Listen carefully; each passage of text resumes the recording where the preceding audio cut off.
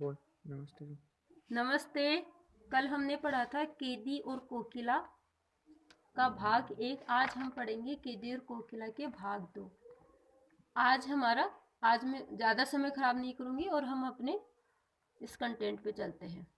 इस शांत समय में अंधकार को भेद इस शांत समय में अंधकार को भेद रो रही क्यों हो कोकिल, बोलो तो। चुपचाप मधुर विद्रोह बीज इस भांति बो रही क्यों हो कोकिल, बोलो तो। कल मैंने आपको बताया था कि मैथिली शरण गुप्त एक कोयल को देखकर और उसके आधार पर इस कविता को बना रहे हैं। अब यहाँ कवि कोयल से पूछते हैं कि इस शांत समय में, इस रात के समय में तुम अंधेरे को चीरती हुई, अंधकार को भेद का मतलब होता है चीरना, इस अंधेरे को चीरती हुई तुम क्यों रो रही हो। मतलब रात का समय जो होता है बिल्कुल शांत होता है, तो वो पूछ रहे हैं कोकिल बोलो तो, मतलब कोयल तुम बोलो, इस रात के समय में तुम अंधेरे को चीरती हुई क्यों रो रही हो। चुपचाप मधुर विद्रोह बीच इस भांति बो रही क्यों हो। और तुम शांत होकर और यहाँ पर हमारे मन में ब्रिटिश सरकार के प्रति विद्रोह का बीज क्यों बो रही हो। क्या तुम भी हमारे मन में ऐसे ब्रिटिश सरकार के प्रति विद्रोह करवाना चाहती हो। आगे है कोकिल तू काली, तू रजनी भी काली, शासन की करनी भी काली। काली लहर कल्पना काली, मेरी काल कोठरी काली। टोपी काली, कमली काली, मेरी लोह श्रृंखला काली।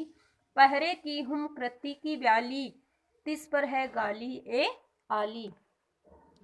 आगे कवि कहते हैं कोयल से, हमारे भारतीय संस्कृति के अनुसार जो काला रंग होता है उसको अशुभ माना जाता है, इसलिए कवि ने उसको आधार बनाकर और कोयल से कहते हैं कि हे कोयल काली, तू तू भी काले रंग की है, रजनी भी काली। यहाँ रजनी का मतलब होता है रात, और ये रात का पर्यायवाची होता है कि हे कोयल तू भी काली है और ये रात भी काली है। शासन की करनी भी काली, अर्थात ब्रिटिश सरकार की जो शासन करने की जो प्रक्रिया है, जो नीति है, वो भी काली है। काली लहर कल्पना काली, और इस जो कोठरी के अंदर जो हवा चल रही है वो भी काली है। कल्पना काली यानी कि, और जिससे हमारी जो कल्पना करने की शक्ति है वो भी काली हो गई है। हमारे मन में केवल और केवल अंग्रेजों के प्रति विद्रोह की भावना है। मेरी काल कोठरी काली, और ये जो हमारे लिए कैदियों के लिए जो काल कोठरी बनी हुई है वो भी काली है। टोपी काली, हमारी टोपी भी काली है।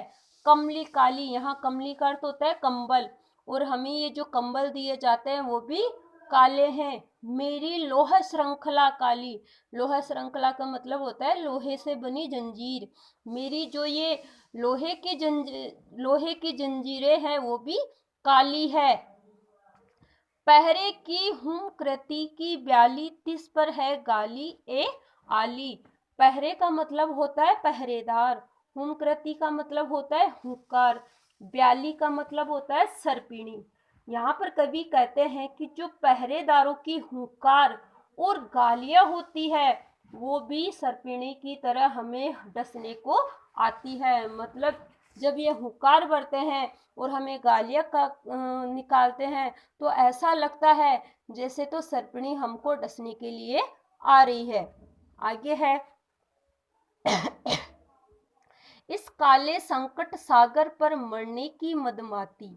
आगे कवि कह रहे हैं कोयल को, इस जो ये काला संकट मंडरा रहा है, क्योंकि हम यहाँ पर हमें कैद करके रखा गया है और ये हमारे ऊपर जीवन का एक संकट है, और ऐसे संकट में तुम यहाँ पर मरने को आई हो। तुम यहाँ पर मरने को क्यों आई हो। कोकिल बोलो तो, कोकिल बोलो तो सही कि इस समय तुम मरने के लिए क्यों आई हो। अपने चमकीले गीतों को क्यों कर हो तेराती, और तुम यहाँ पर आकर ये देश, चमकीले गीतों का मतलब यहाँ पर है देशभक्ति वाले गीत, अंग्रेजों के प्रति विद्रोह वाले गीतों के लिए कहा गया है कि तुम यहाँ आकर ये विद्रोह वाले और देशभक्ति वाले गीत क्यों गा रही हो। कोकिल बोलो तो, कोकिल बोलो तो सही कि तुम ऐसा क्यों कर रही हो, और तुम्हारे यहाँ पर आने से और तुम्हारे से गीत गाने से कोई फायदा नहीं होगा। अब अगला जो भाग है इसमें मैं थोड़ा सा बता देती हूँ कि इसमें कवि अपने मतलब जो वहाँ पे कैदी हैं उनमें और कोयल की स्वतंत्रता में अंतर को स्पष्ट कर रहे हैं। तुझे मिली हरियाली डाली, मुझे नसीब कोठरी काली। आगे कवि कहते हैं कि हे कोयल, तुझे तो हरियाली डाली, मतलब तुझे तो पेड़ की हरियाली मिली है, मुझे नसीब कोठरी काली, और हमारे नसीब में कि हमारे जैसे कैदियों के नसीब में तो ये काली कोठरी मिली है। तेरा नभ भर में संचार, मेरा 10 फुट का संचार। तेरा है पूरे आसमान में संचार है, मतलब तुम आसमान में कहीं पर भी स्वतंत्र रूप से विचरण कर सकती हो, लेकिन मेरा 10 फुट का संसार, हमारा तो ये केवल जो 10 फुट की का दीवार बनी हुई है, यहाँ तक का ही हमारा जीवन है, क्योंकि कैदियों को वहां उस कोठरी से बाहर नहीं जाने दिया जाता था। तेरे गीत कहावे वाह, रोना भी है मुझे गुनाह है। तू जब गीत गाती है तो लोग वाह वाह करते हैं कि देखो कोयल की कितनी मधुर आवाज है, लेकिन हम जब रोते हैं तो उसको गुनाह माना जाता है, और हमारे मतलब रोने की आवाज को कोई सुनता तक नहीं है, जबकि हम रोते हैं तो हमें ज्यादा यातनाएं दी जाती है। देख विषमता तेरी मेरी, बजा रही तिस पर रणबेरी। तेरे और मेरे में अंतर देख, रात दिन का अंतर है। तेरी स्वतंत्रता हमारी स्वतंत्रता को देख कितना अंतर है। फिर भी है कोयल, तू यहाँ आकर अंग्रेजों के प्रति विद्रोह वाली तू, युद्ध वाली तू, ये हुंकार कैसे भर रही हो। आगे है, इस हुम कृति पर अपनी कृति से और कहो क्या कर दूं, कोकिल बोलो तो। आगे कवि कहता है कि इस हुंकार पर मैं क्या कर सकता हूँ, मैं केवल अपनी रचनाएं लिखकर और क्रांतिकारियों के अंदर मैं जोश जगा सकता हूँ, अंग्रेजों के प्रति विद्रोह की भावना भारतीयों में पैदा कर सकता हूँ, जिससे वे हमेशा उनके मन में देशभक्ति के बीज रहे। कोकिल बोलो तो मोहन के व्रत पर, यहाँ ध्यान देने की बात है, यहाँ मोहनदास से मतलब है गांधी जी से।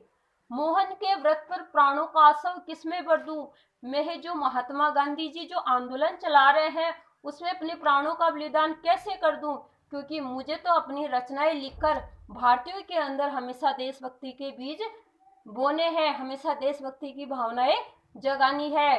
कोकिल बोलो तो मैं क्या करूं, कोकिल बोलो तो। इस प्रकार आज एक कैदी और कोकिल का पाठ पूरा हुआ। अगर आपको अच्छा लगे तो मेरे चैनल को सब्सक्राइब करें और कमेंट भी करें, और अगर कुछ समझ में नहीं आए तो आप नीचे कमेंट कर सकते हो।